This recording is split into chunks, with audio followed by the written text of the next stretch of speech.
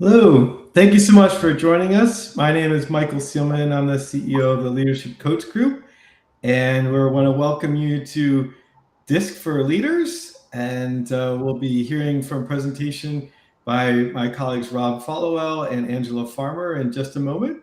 But we'd really love to hear where you're calling in from. So if you could share with us in the different ways you can communicate, whether you're joining us on LinkedIn or Facebook or YouTube. If you could put in the comments or question area where you're calling in from, what city you're calling in from, we'd love to be able to hear from you and greet you. So please share that if you can. Where are you calling in from? I can tell you I'm calling in from the Washington, D.C. area. My colleague Carl is calling in from the Philippines. Rob's from the Atlanta area. And Angela, I believe you're from Tennessee. Is that right? Knoxville, Tennessee. Great. And Maya also is from the Philippines. So we would love to hear where you're calling in from. If you could just share that with us, that would be terrific. And what you're going to hear from is that the DISC assessment, which is a personality-based assessment, can help with many different functions, including helping to get to know people faster. You could call that reading people faster, to be more effective when you communicate with them. So not just communicating in a way that you want people to communicate with you, but the way that they want to be communicated with. It also can help you with different types of business operations. So maybe you're doing sales, or maybe you're hiring, and taking into account people's personalities can really help with that. And as you'll hear from Rob and Angela, you can even know someone's personality before you even meet with them. And AI can be really helpful for that. So we just wanted to give that intro. We're really excited to share that content with you. And please continue to share with us where you're calling in from. We'd love to hear that so we can greet you as you join us. So we have Deb that's joining us from Wisconsin. Welcome, Deb. So glad to have you with us. We have Michael calling in from Silverton, New Jersey. Welcome, Michael. So good to have you there too. We have Miles calling in as well from Detroit, Michigan. So great to have you with us, Miles. We have someone else from mid-Michigan. So we have several people from Michigan. That's great to have you with us. Thank you so much, everyone, for joining us. Those of you that didn't have a chance to introduce yourselves, we're so glad you could be with us. So now I want to tell you a little bit about today's webinar is part of a series of webinars. We do webinars once a month on leadership topics. We get to highlight the superpowers, as we call it, of our different coaches and trainers in the Leadership Coach Group. So this month's webinar is on DISC. And this year, we're particularly putting an emphasis on skills for different leaders, so building different leadership skills. And so today is how you can take into account people's personality. Then you might say, well, tell me more about this webinar series. Well, we call it open coaching because part of what we do in these webinars is that we give a participant an opportunity to be directly coached by our presenters, in this case, Rob and Angela. So we'd like you to start thinking about, would you like to be one of those volunteers where they could walk you through how to use a DISC personality assessment for an important person that you have in your life, or it could be for a certain skill that you need to build, or a certain activity that you're doing with work. So this can be really helpful. So think about volunteering when we come to that part of the program a little bit later. We also try to provide actionable insights. And so you leave each session with fresh perspectives and a deeper understanding of your leadership and how to practice it. Accompanying each of our webinars, we provide a playbook that gives more in-depth guide filled with reflective prompts, actionable steps, and strategies. So we encourage you to take advantage of that playbook. That'll be available on our website after the webinar. And also, as I mentioned, you'll have an opportunity to participate in that live coaching. To tell you a little bit more about the DISC Leadership Playbook, That'll have guided exercise, informative leadership insights, and of course, it's free and easy to use. So we hope you take advantage of that resource. Feel free to download that from our website and share it with anyone you'd like. We'd love to. Part of our mission is to increase the leadership ability of all those we touch to do good in the world. So please share that with anyone you feel like, and also a recording of this webinar.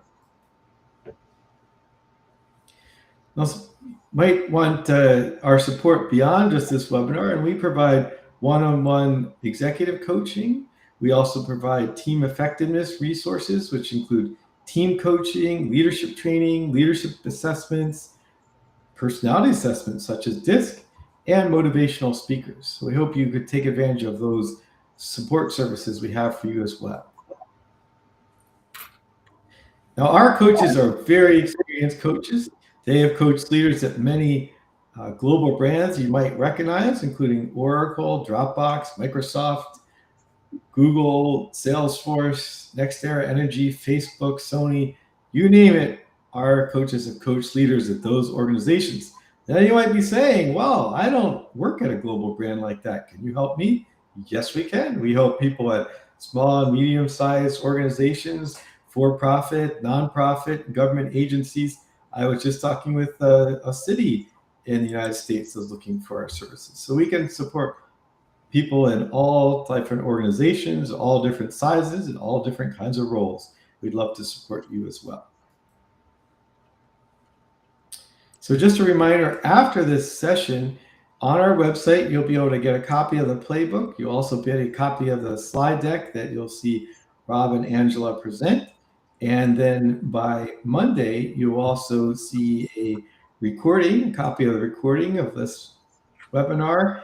And you'll also have an opportunity to have a complimentary coaching session by Rob or Angela. So we want you to make sure to take advantage of that. There'll be a lot of things that they'll cover in this webinar, but there might be things you want to cover specifically to your situation. And this is a great opportunity for you to do that with them. And not only will they give you a complimentary coaching session, but will also give you a complimentary DISC assessment. And then part of that coaching session could be to debrief you on the results, and how you use that information to be a more effective communicator, more effective leader, a more effective salesperson, or to hire more effectively. So we encourage you to take advantage of that opportunity as well. Now, without further ado, I get to introduce my colleague, Rob Followell. He is an executive coach, a mentor, a leadership architect, if you will. I told him I was going to try not to move my hands too much, but leadership architect, I think, deserves its own gesticulation. With over 25 years of experience as a hospital CEO and executive, he's been a CEO of multiple hospitals, a market president over several hospitals. And I love to share that he was a lead singer in a rock band at the same time he was a hospital CEO. So I think that's a really fun part of his background. He specializes in individual coaching, team effectiveness, leadership assessments to help professionals advance their leadership capabilities. So wherever you are, Rob will take you to the next level and then some. So he's also passionate about empowering leaders to achieve personal breakthroughs through fostering high-performing teams. I know he personally leads from a servant leadership perspective. He's a great friend, an awesome leader, and a fantastic coach. So I hope you take advantage of his support in that complimentary session and be fully attending to what he has to share. And you'll get to hear his stories. I know that he personally uses personality and DISC assessments through many aspects of the work he does. So he walks his talk. He does it when he does sales. He does it when he is getting to know people for the first time. He'll use it for his one-on-one coaching, for his team coaching. I know he's a serious practitioner, and when I need some help with these types of things, I go to Rob for that assistance. So I'm sure you'll find his support very enlightening. Now I get to introduce my colleague, Angela. Angela has worked with Rob for many years, and she's an executive coach and trainer who helps leaders identify their strengths, values, and leadership presence to reach their full potential. When recently I asked Angela, how do I know the right client for you? She says, someone that wants to help someone listen very deeply to what their needs are and can help bring some enthusiasm as they grow in their leadership journey. So I know she always brings that enthusiasm, that excitement. She gets very passionately supportive of her clients. So you'd be very fortunate to have her as a coach as well. She brings extensive experience in professional development, healthcare, human resources, leadership development, and organizational training.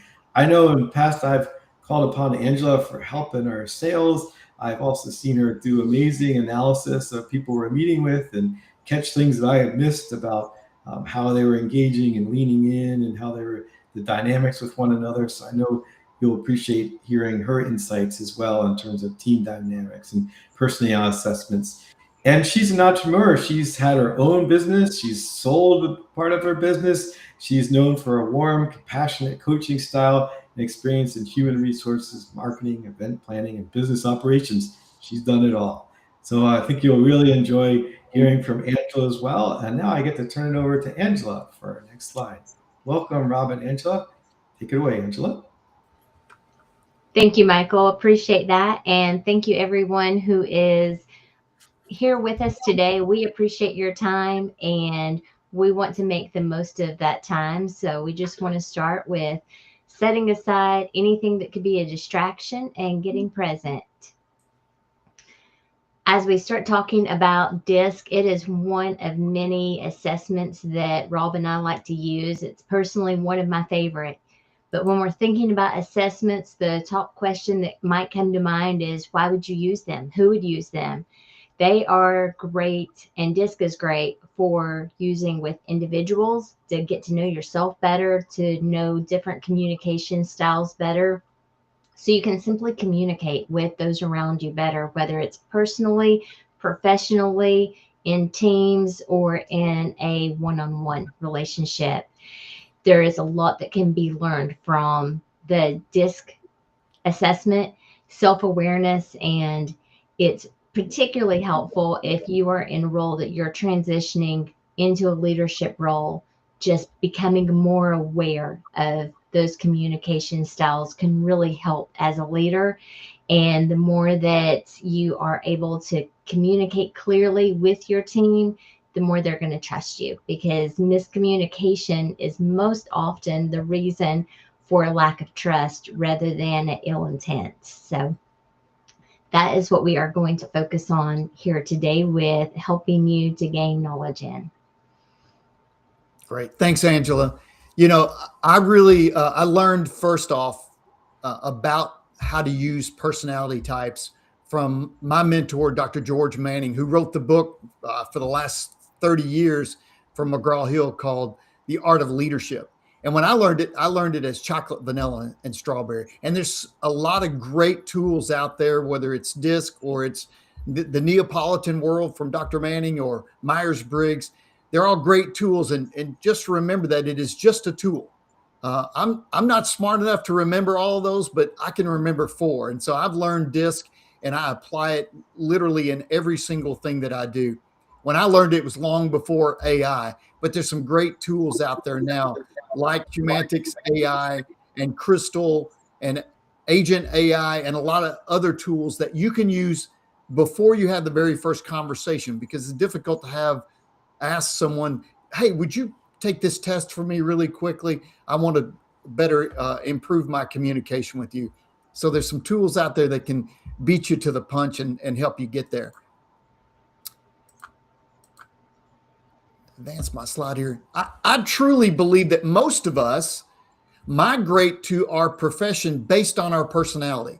You're not likely to find someone that would be a great used car salesman tucked away in a little room by themselves doing programming. So I think most of us really begin to move into our professions early on based on the personality that draws us to that profession.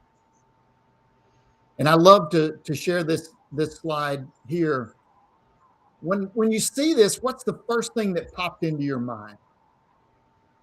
So think about that just for a second. What popped into your mind? And if this is what popped into your mind, then you're not alone, because our bodies and our minds are very adept at recognizing patterns.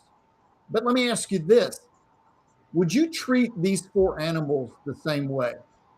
Would you feed them the same things? Would you feed them the same way? And I hope not, because if you feed the tiger and the Dalmatian the same way, you might not live to tell the rest of that story. But you wouldn't feed them the same things either. Some of them are meat eaters, others only eat plants. And so understanding those patterns and being able to recognize those is vitally important to our success as a whole. And it's no different for humans. We can't always look at a distance like we could with the patterns of the fur of those animals, which, by the way, if you were to feel those, probably all 4 of them feel very similar.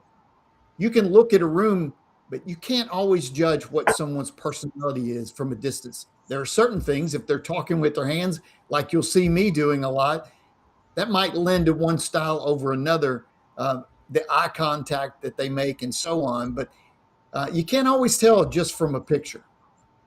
But once we can recognize those, we really can begin to lean in and have a better understanding. And Angela? when you're looking at building a team, you want to be able to highlight everyone's strengths. A team can't be made up all of one personality style, because someone who loves being social isn't going to love sitting in a cubicle behind a computer all day long. And someone who is more analytical doesn't want to be presenting it in front of people all day long. So having the right people in the right position on your team is one of the most important elements for building a successful team. Insights like this with your team can help you to discover which people are going to be best for which place, and help to bring out their best style, but also help them to be able to communicate with those that have a completely different style.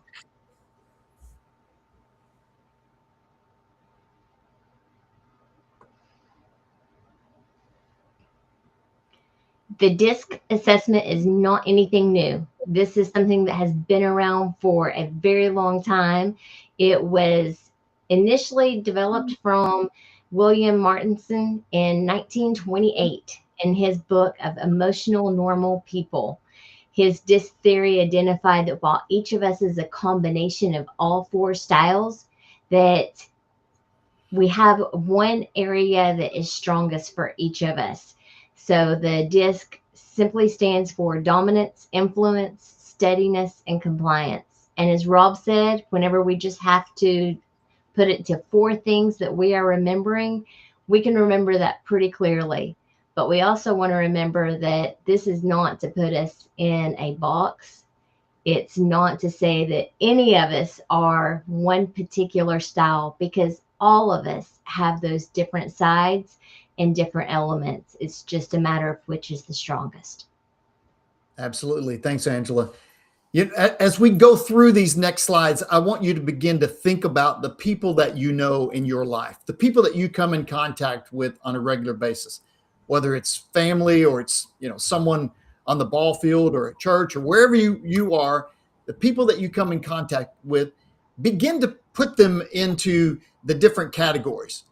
And I always say, you better do this in pencil, because as we go, you're going to look at them in different ways. You're going to begin to think about them and add and subtract. So just look through these. What I'd also ask you to do is, are there people in your life that you struggle with communicating with? I always say it's like you're pitching and they're not catching. You need to have a relationship with these folks, but for whatever reason, you just really struggle. I want you to, on your own, no one else is going to see that, but just write down that person's name. And as we go through this, see if you can identify what style you think they may be. So if you see someone like this, that's hard charging, hard driving, that person might be a D.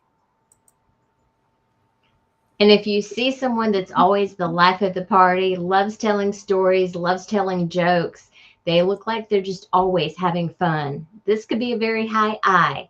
And as Rob said, there's little giveaways that you can just watch a room, and there's going to be personality traits for each personality style.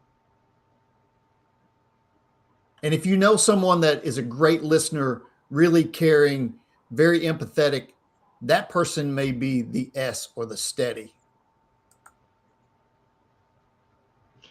And if you know someone who is always neat, super organized, they love structure, spreadsheets are one of their best friends that they love using, that is a high characteristic of a C profile.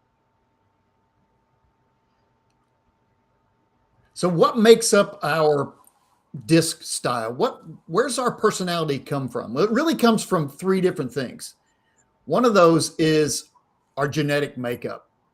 And if you have kids, multiple kids, or if you come from a large family and there's multiple siblings, you probably know. And usually when I'm in a room where I can ask the question, I always say, let me guess, you're all just the same personality. Your kids are all the same. I always hear an audible chuckle because almost always it is not the case.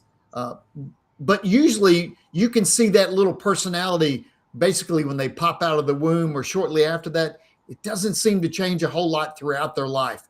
The other things that do mold that personality are the environment that you grow up in. You know, if you grow up in the inner city or you grow up in rural farmland, that will mold your personality. And then the last thing are those role models, those mentors that you have along the way, coaches and teachers and so on. Those people will have an impact on who you are and the personality style that you have.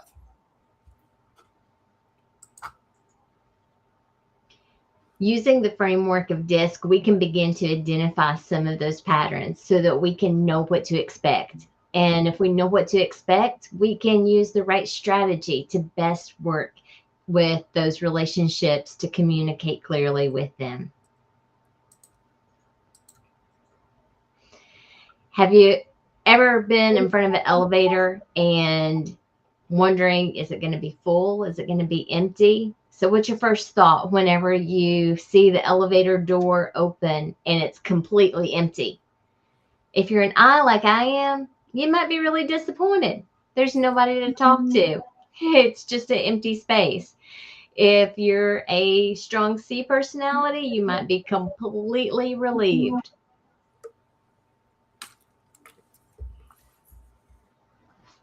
If you're one of those people and you're going on vacation and the first thing that you think about is to make your checklist of all the things that you need to accomplish before you go, you may likely be maybe a C. But if you're one of those people that you are a half hour down the road and you're remembering, did I get somebody to watch the dog? Did I leave out a water bowl for the dog? Then you might be a higher I.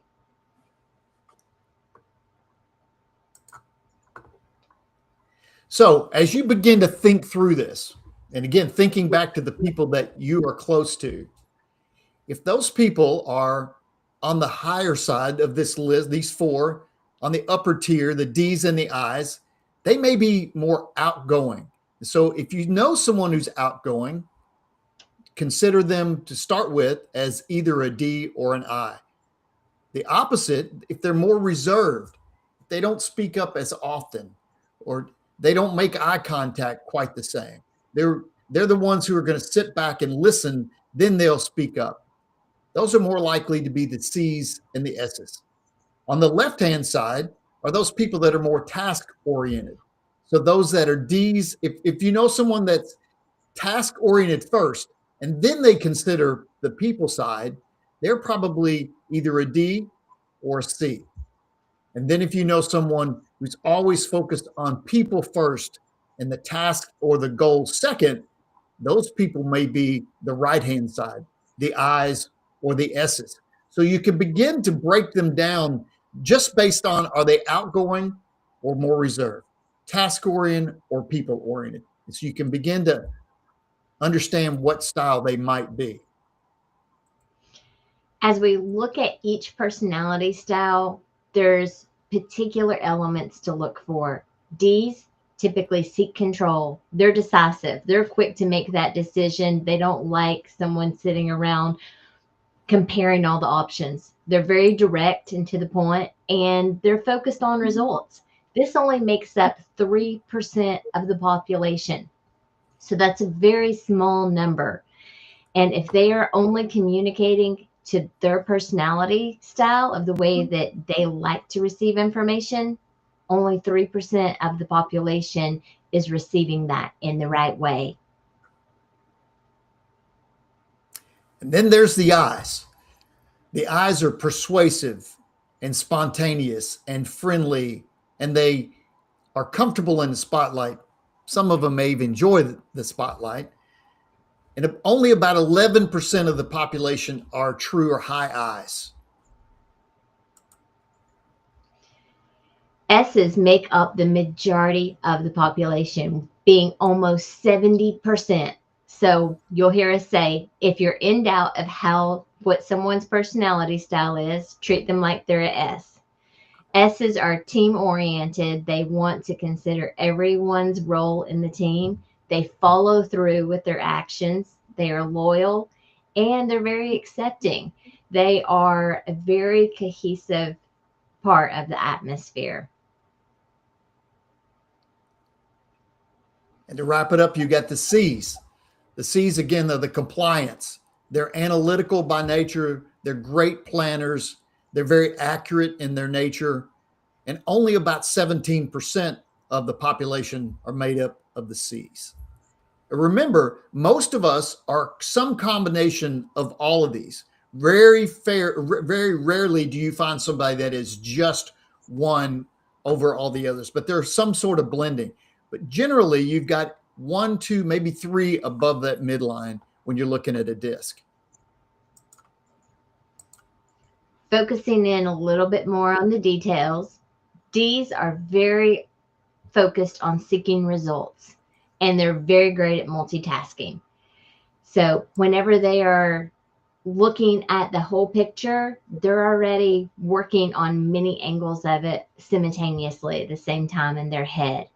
They're very comfortable with responding to direct confrontation, and they thrive on competition. They embrace change if it is to help get results, and they're driven by authority. They'll easily take control.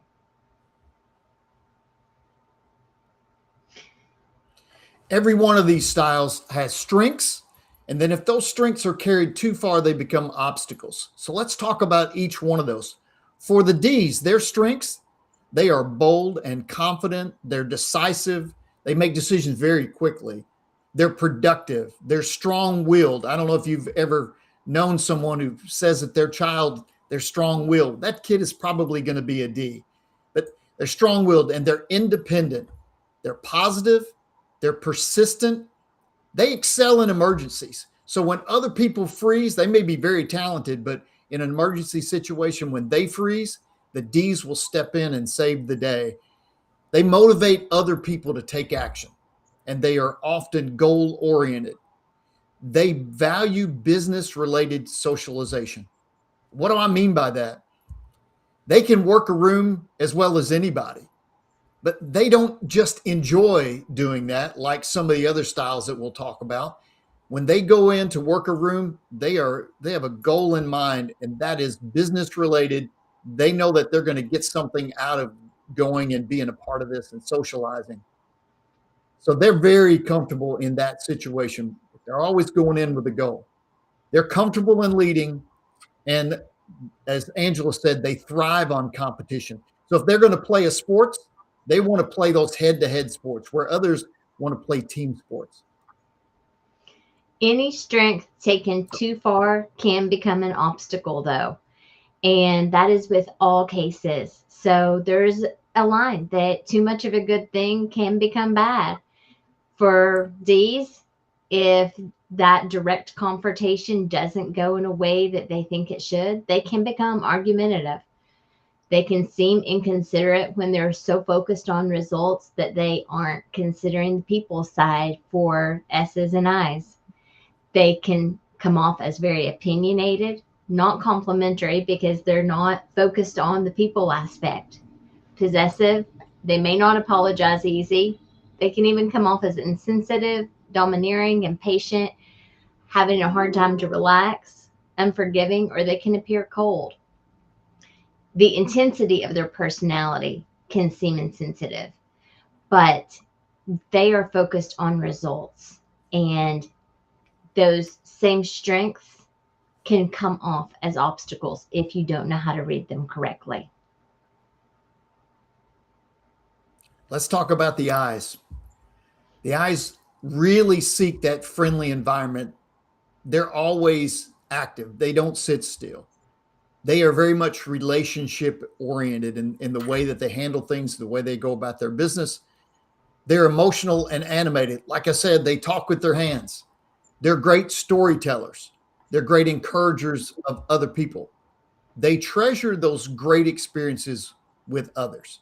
On a vacation, they're going to be focused on the people that they're going to meet, the fun things that they're going to do. They're the ones that'll forget, ooh, maybe we should have fed the dog. Remember the greatest fears of each of these styles. As we said before, the greatest fear of the D is being taken advantage of. The greatest fear of the I is being rejected from the family, from the organization, from the tribe, loss of approval from the group. And so oftentimes the I they can't handle the rejection. They will leave if they sense rejection is coming. They will try to beat it before it comes because they can't handle that. They'll quit before being fired. They will break up before the other person has the opportunity. So the I's, very friendly by nature, but their greatest fear is that rejection. Let's talk about the strengths of an I. They can come off as very persuasive and generous, charismatic, enthusiastic, friendly, and talkative. They're comfortable in the spotlight, and they enjoy being social, spontaneous, creative, and they enjoy inspiring others. They can come off as charming, likable, fun, and optimistic.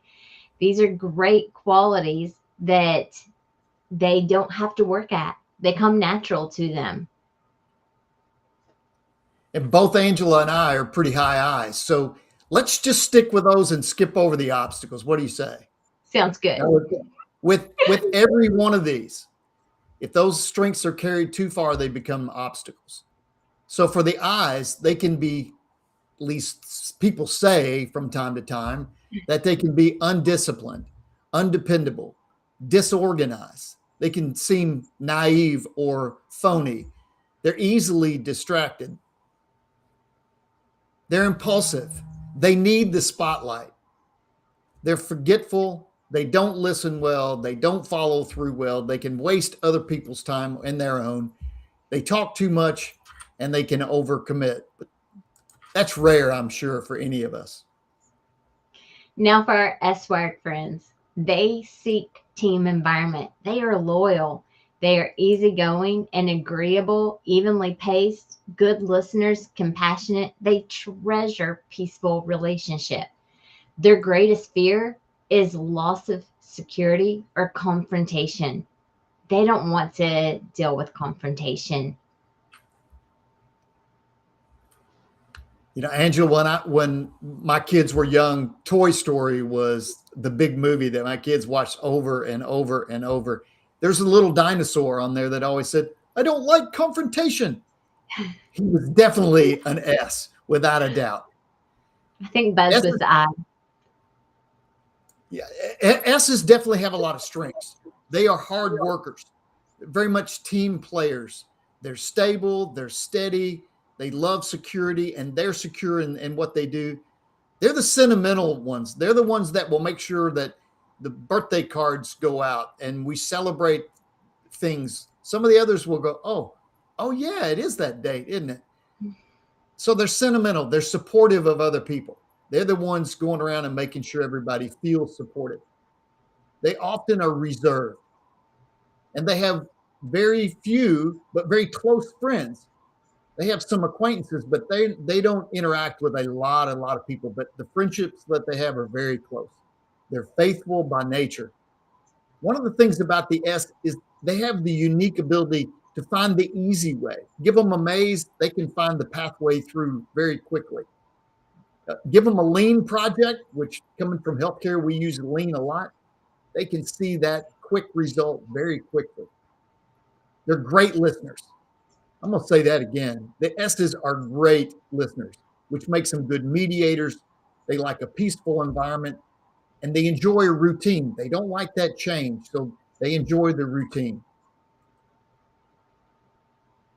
When strengths are out of balance for S's, they may create obstacles such as resistant change. They may have a slower pace, become indecisive. They can seem like they are too laid back or slow to start. They have a difficulty saying no. They need reassurance. They are not always direct because they don't like that confrontation, and they won't shut down if confrontation is there. They can seem possessive, skeptical, sarcastic, and they may not speak up. Again, they don't want this to be in the spotlight as much, and they don't want to have a chance of any confrontation. So let's talk about the C's. The C's seek that environment that honors logic and the facts. I'm sure that if you're old enough to remember Sergeant Friday from Dragnet, just the facts, ma'am. Definitely a C. They're compliant. They're very conscientious, accurate to the end. They cross all the I's, dot all the, or cross the T's, dot the I's. They are detail oriented by nature, and they treasure perfection. The greatest fear of the C is criticism, and the greatest critic comes from themselves. The strengths of a C, they do high quality work. They are usually persistent in planning, finishing what they start, and they pay attention to all of the details. They are driven by data. They gather all the facts. They go very deep into all those facts to organize them and compare them. They're usually pretty deep thinkers who come off very serious, and they carry their work out correctly. Some of the strengths associated with the C style listed out here, they are very analytical. They are idealistic. Whenever they are doing a project, they want perfection. They want to have it to be the absolute best that it can be and not settle for mediocre. As with everybody else, those strengths carried too far become their obstacles. Their obstacles are they can be seen as moody from time to time, critical of themselves and other people, socially insecure and rigid, legalistic. They overanalyze. They can appear cold and distant to others. C's prefer to work alone. So don't put them in a group setting and expect them to be, outgoing and want to get engaged, because they really prefer to work alone. They can be hard to please, slow to start, which doesn't mean they're slow. It just means that they want to gather all the facts, all the details before they take the first step, which can lead to analysis paralysis. They're perfectionists by nature, and they avoid taking risk, and they may not see the big picture.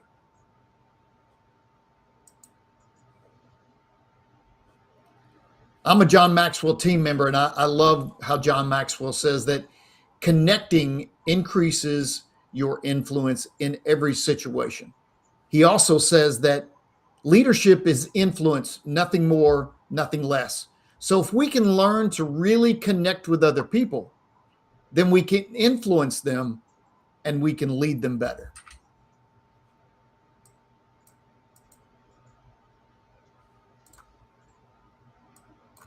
So when we look at this slide, I just want to point out a couple of things.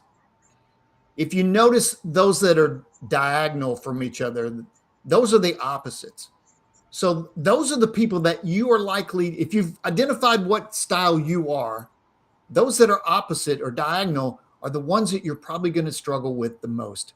So if you look at those people that you wrote down and you said, this is who I need to have a relationship with, but I'm really struggling, they're probably opposite of you from that perspective. So the D's and the S's really struggle with each other. Think about confrontation, competition. They're very different.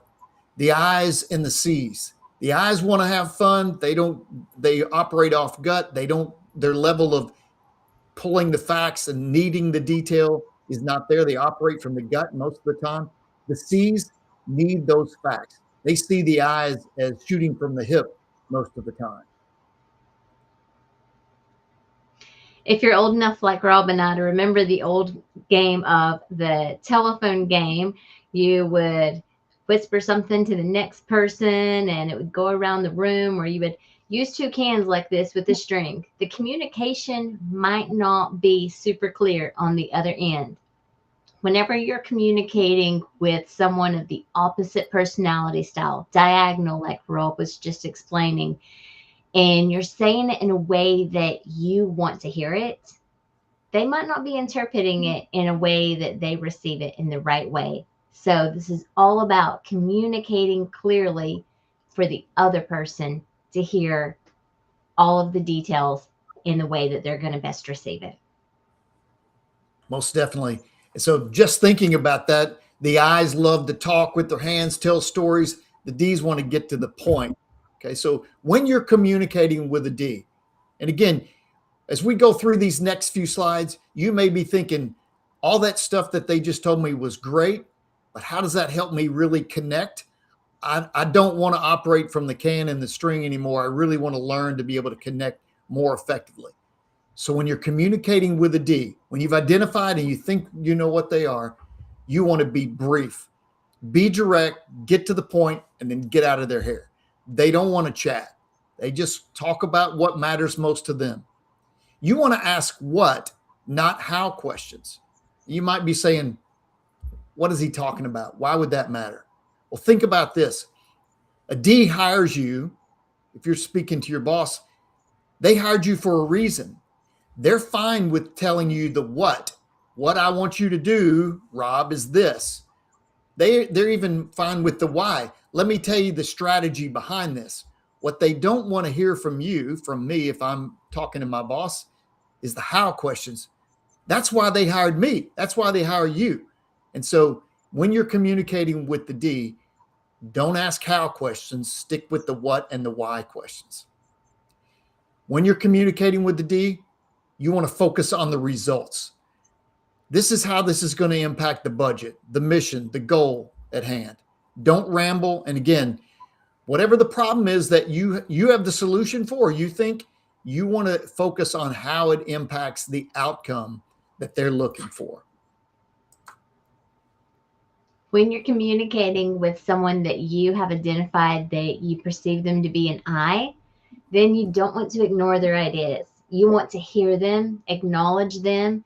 And if you think their ideas will work, recognize their efforts and encourage them for looking for solutions.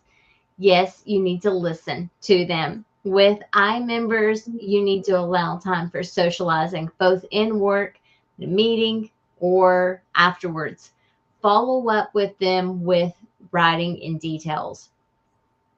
After the meeting, they may be remembering all of the personal preferences and all of the details about people, but the meeting notes, they need a reminder of those in detail, followed up with writing.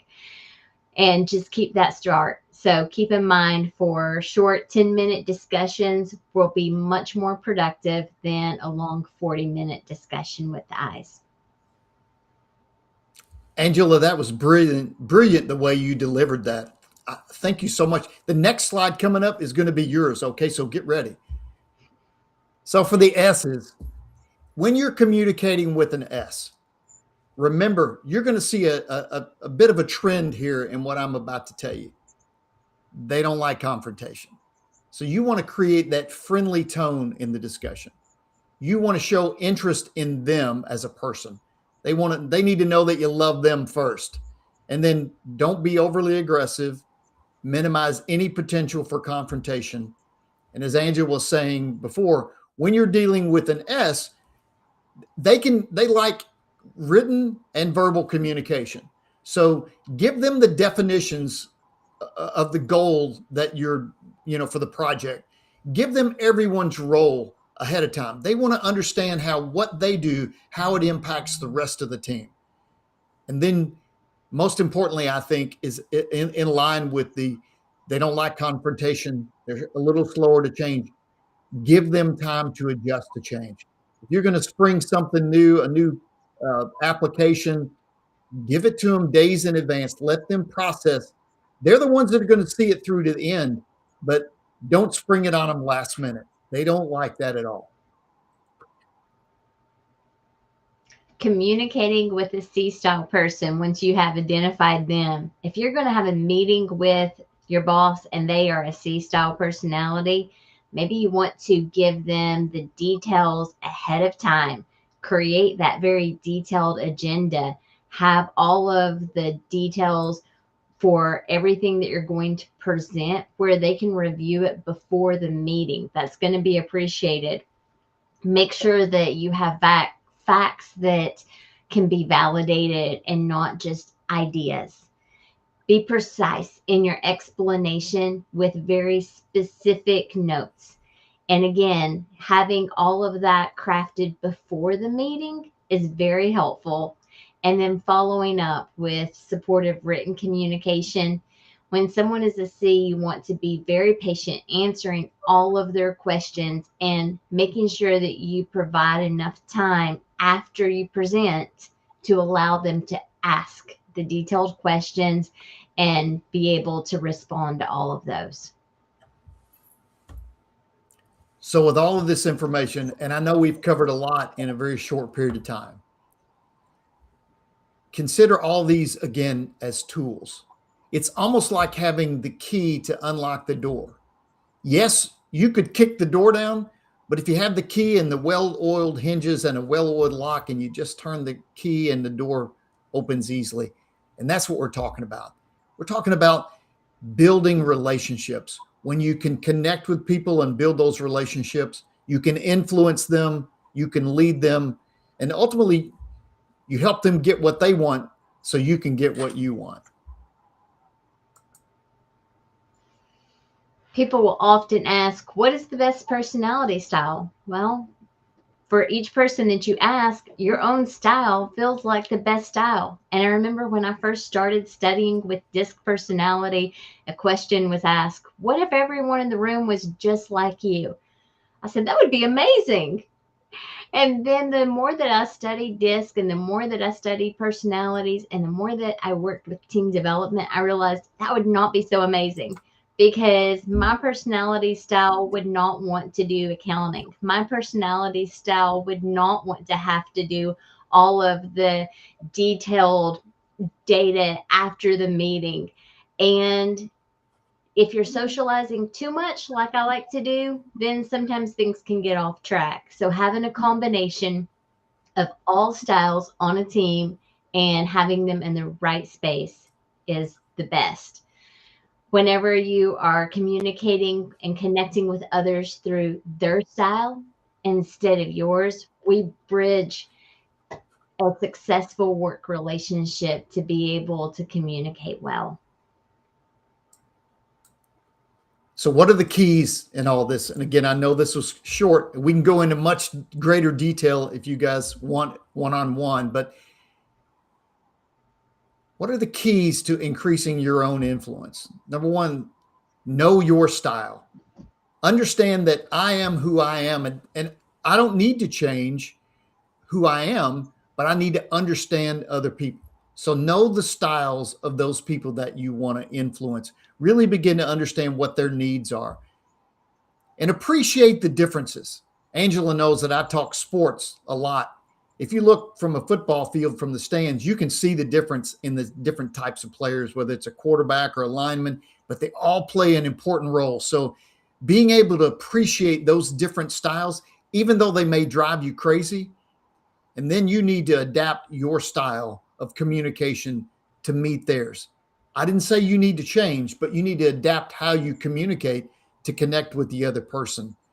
Because ultimately, it's your responsibility when you are communicating with somebody to assure that they heard what you wanted them to hear.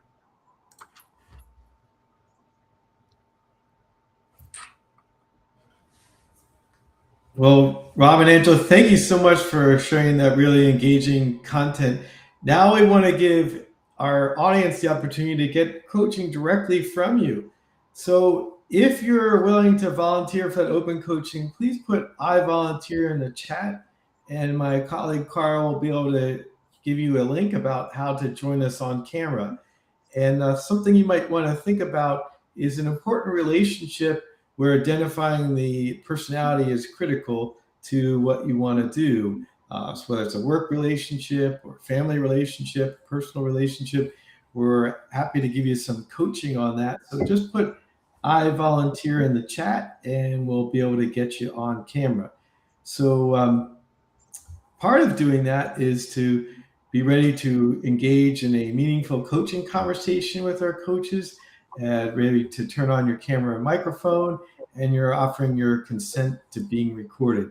So if you're ready to do that, please put "I volunteer" in the chat and we'll get you connected. So while people are doing that, I know both Rob and Angela, as you mentioned, you're high I. So I think you'll be happy to know we had a lot of engagement while you were presenting. We had both Maker, I think, is calling in from Baltimore, and Sylvia calling in from Washington, D.C. They were kind of enjoying when you were talking about how siblings have different types of personalities, and even in the same family, that it would be unusual if they were the same. And so they enjoyed when you were sharing that aspect of the presentation. And then someone else said when you were going over the DISC personality that there might be different types of personalities that are attracted to certain professions. So, maybe someone that's attracted to being an accountant might be someone that's different than might be attracted to being a salesperson. And I see Michael just volunteered. So Michael, Carl is going to be sending you some information about how to join us on camera. So while you're doing that, I'm going to share some more interaction. And speaking of Michael, when you were showing the, I believe it was the person with the I personality in the yellow shirt, he said he actually had a shirt just like that was in the picture there. So he was enjoying the image that came along with the I personality. Lindsay was saying that he wrote an article this week about leadership qualities that are needed in the intelligence era. So what you were sharing about personalities reminded him of what he wrote about leadership qualities.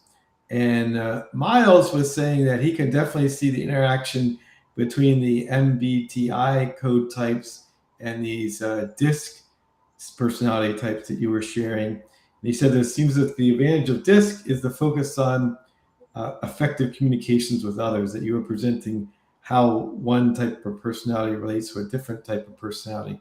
So while we're waiting for Michael to join us on camera, I don't know if you want to share your thoughts about any of those contributions people made in the engagement. Yeah, absolutely. I'd love to jump in on that one. I had a coaching client recently who is a high D, and he recognized that he needed an S personality as a chief operating officer. Someone was a little more touchy-feely and could engage with the team. And then as we were coaching one day, he said, I'm really close to hiring this person. He said, I've already put together their incentive package.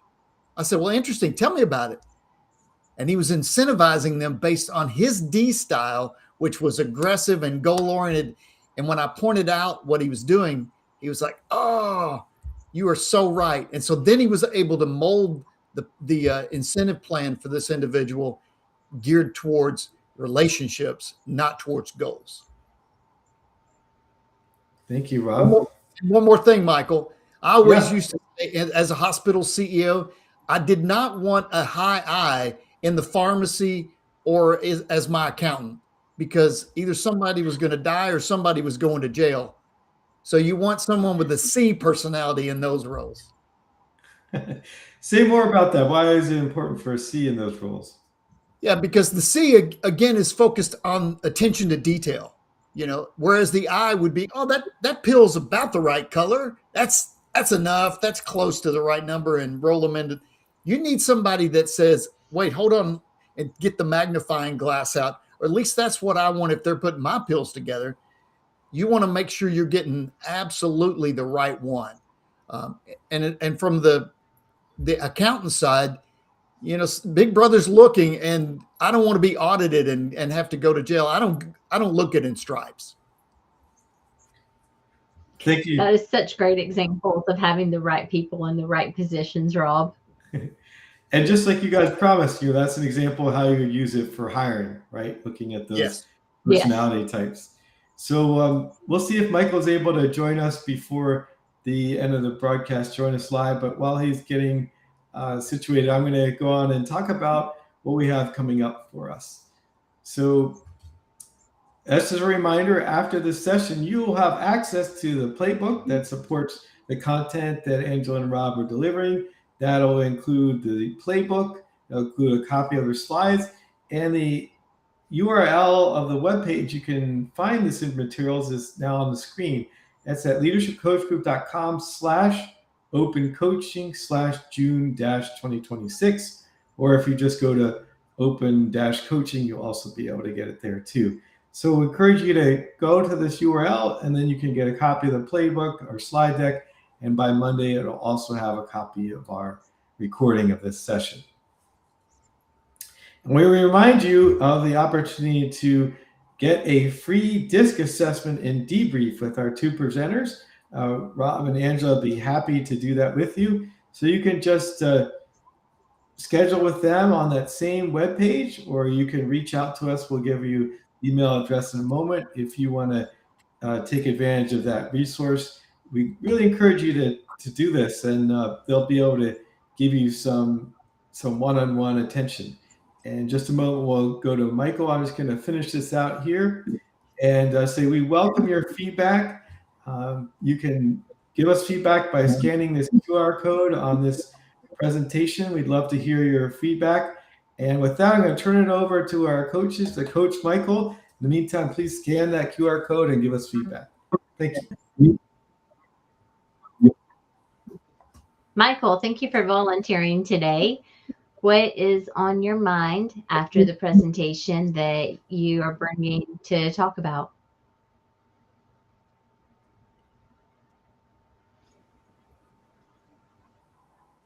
I should have a better organized office in my back. It's okay. You're an I. So are you not a high C? No, I what I really wish is that I could have a background that I normally have. That would have been a big help, but that's all right. It's all good. That's okay. The cleaning lady comes tomorrow. So what's on your mind other than your background, Michael? Well, I love the presentation. It was great. It's good to see you all doing this DISC thing. The thing that came to my mind was probably the part where we talked about opposites. How the I's and C's are completely opposite, and I guess the C's are the ones that frustrate me the most. Is there a particular relationship you're thinking of that you want to talk through? Which one? Okay, so multiple. Yeah, what frustrates you the most? It's after watching the presentation, there are a couple of different relationships that I saw that went south because of it. And had I known more at the time, they may not have. Specifically the woman I married. In the future, dealing with the C, what could you do differently? Listen more, get them more information so that they can make a good decision.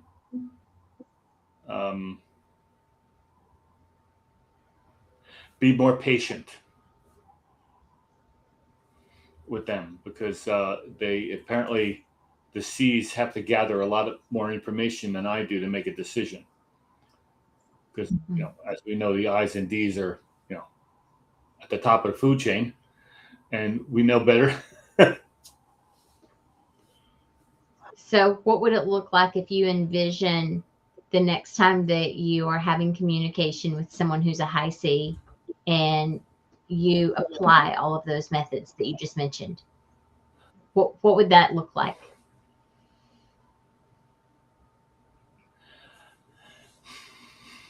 A lot of quiet, probably a lot more intent, listening with intention.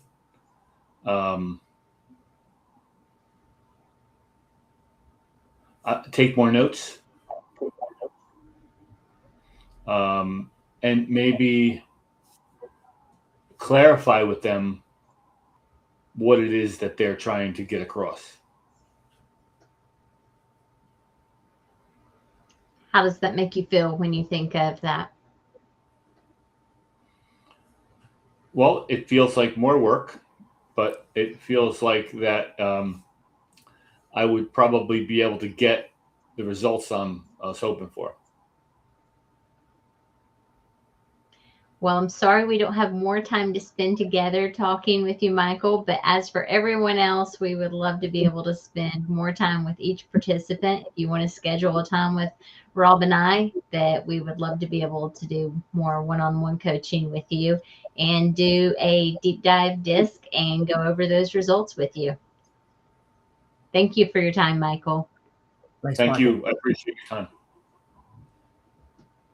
Thank you, Michael, very much for volunteering. As you saw, our coaches asked Michael some open-ended questions and walked them through, what did he want to achieve? Who that affect? What kind of important relationship? Michael shared could have been helped with his wife, and he was able to think through how he might show up differently and how it might feel for him. It feels like more work when you have to adjust to someone else's personality, but the results are worth it. So it's really useful to apply what Rob and Angela shared with you today, and we welcome your feedback. Hopefully, just like you were able to see Michael do, it was able to help you show up differently for those important relationships in your life, whether at the workplace or at home.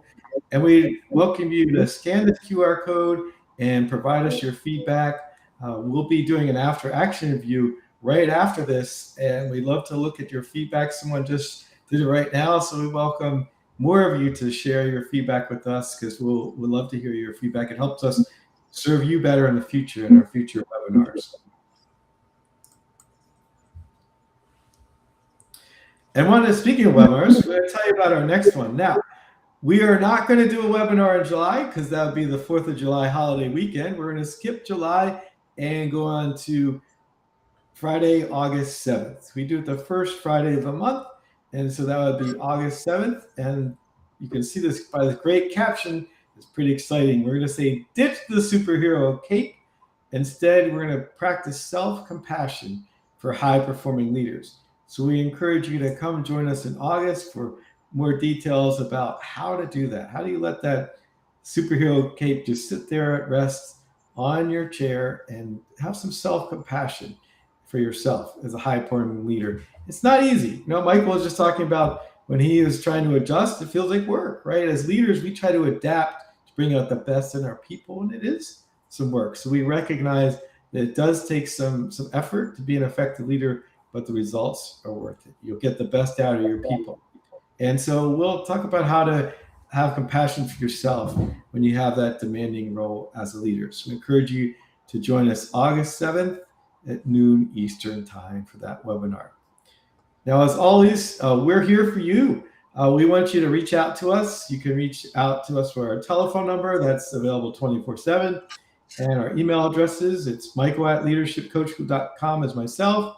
My colleague Maya, our business development manager, is maya@leadershipcoachgroup.com. And of course, there's more information available on our website. So I encourage you to reach out to us. We'd be happy to match you with coaches. We'd be happy to provide other services with you. And I want to thank all those that helped make this webinar possible. First off, it's Carl, who's our business operations manager. Thank you, Carl. Did an outstanding job as usual. She does many things for us, including leading our webinar series. I want to thank Maya also, who handles our sales efforts. And in particular, I want to thank our two speakers today, Rob Followell and Angela Farmer. I think you guys did an outstanding job And I appreciate you sharing that content. And we also want to thank Michael for volunteering to come live and get that open coaching. And last, we want to thank all of you who participated. We really appreciate the engagement, the involvement.